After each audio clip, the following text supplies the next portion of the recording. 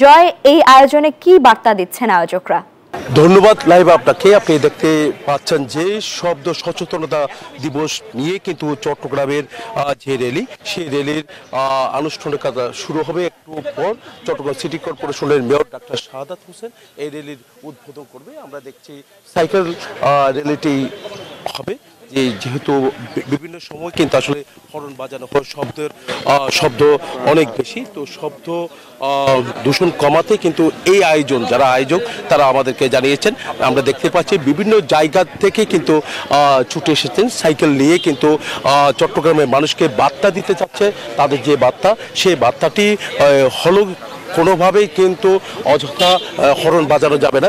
একই সাথে কিন্তু এখানে যারা সাধারণ মানুষ আছে, তো কোনো জায়গায় বড় সাউন্ডে যদি কোনো অনুষ্ঠান করা যাবে না, এরকম কিছু নির্দেশনা তারা দেওয়ার জন্য চাচ্ছে। আমরা একটু কথা বলতে চাচ্ছি যারা আয়োজক রয়েছেন, আপনার সাথে একটু জানতে চাচ্ছি আজকে যে সাইকেল র্যালিটি করছেন, এটার মূল উদ্দেশ্যটা কি? আজকে আমরা জানি যে আজকে বিশ্ব শব্দ দূষণ দিবস।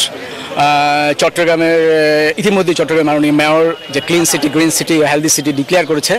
আমরা আসলে ওই স্লোগানে আমরা উদ্বুদ্ধ হয়ে যে আমরা এই সাইকেল র্যালিটা মূলত আয়োজন করেছি।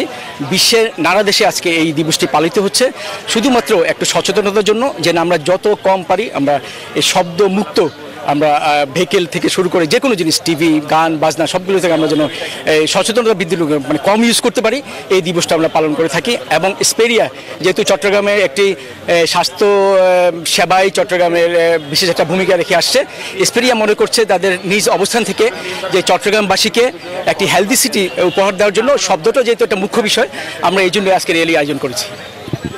এই শোভাযাত্রাটি চট্টগ্রামের স্টেডিয়াম, আউটার স্টেডিয়াম থেকে শুরু হয়ে চট্টগ্রামের চকবাজার প্যারেডের সামনে গিয়ে শেষ করার কথা রয়েছে। প্রায় 3 কিলোমিটার পর্যন্ত শোভাযাত্রাটি যাবে।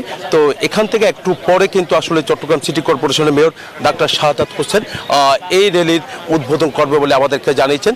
সিটি কর্পোরেশনের উচ্চপদস্থ কর্মকর্তা যারা আছে তারাও কিন্তু এই শোভাযাত্রায় অংশ নেবে। এই ছিল আমার এখানকার সর্বশেষ। ফিরে যাচ্ছে স্টুডিওতে লাইভের কাছে। বান্ডেল থাকলে প্রতি সেনমানিতে টাকা বাঁচবে। বিকাশ সেনমানি বান্ডেল কিনে জিতুন প্রতি লেনদেনে।